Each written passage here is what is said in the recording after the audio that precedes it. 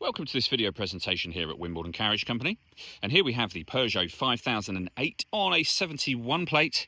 I'm going to start off firstly by showing you around the outside of the vehicle, and then we'll hop in and run through some of the controls on the inside of it.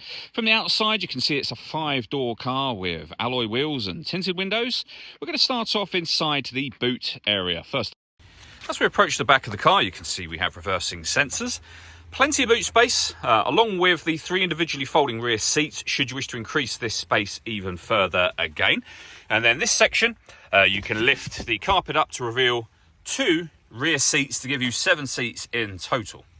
Very easy to fold those out. Just give that tab a pull, and you can see there the 7 seats would look like this, and then you'd have this amount of boot space at the rear, of course.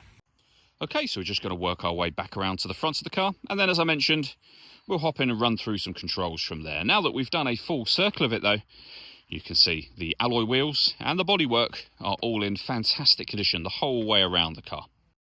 Just briefly before we climb in, I think it's well worth seeing the interior from this exterior point of view. There's plenty to run through on the dashboard, so let's hop in and we'll do that now. Okay, now that we're inside the car, we're going to start with the dials. Over on the left-hand side, we have the fuel gauge. We then have the speedometer, the rev counter and the coolant temperature gauge. The digital readout for the speedometer in the centre. You can also see the total miles for this car. They are 21,631. If we back out to the steering wheel next, firstly you'll see the steering wheel is in keeping with Peugeot's kind of brand identity, a smaller steering wheel.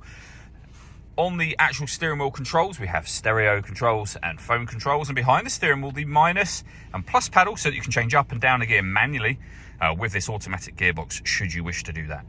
Over into the centre next, we have the main touchscreen. So at the moment, you can see we're on the kind of connectivity section of this screen. You can have some Peugeot-friendly apps displayed on here. You've also got Apple CarPlay and Android Auto available to you as well.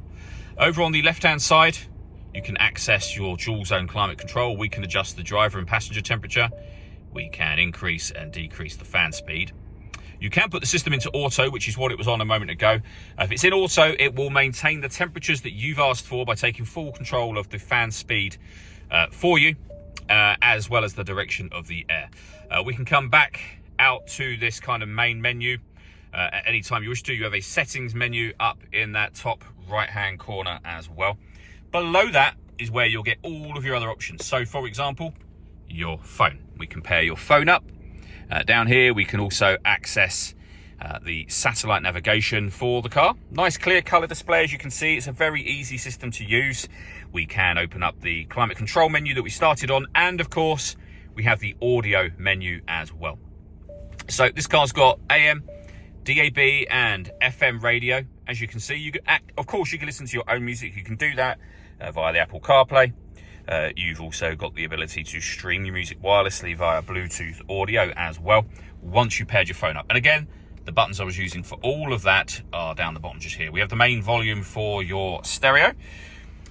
We then have the gear lever for the fully automatic gearbox. So neutral, reverse, park is on this button here, and drive is at the bottom.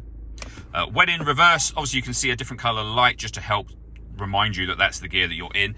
You'll also see we have a full colour parking camera as well. You can change the driving mode of the car from here, so you can put it into eco, normal or sport. Whichever mode you put it in, it will show you up on here. Of course, most of the time you'd probably be in normal. All that leaves me to say is thank you for taking the time to watch this video. If you'd like to come and see the car for yourself and have a test drive, or you'd like a live bespoke video tour, please feel free to give us a call here at Wimbledon Carriage Company. We'd love to hear from you.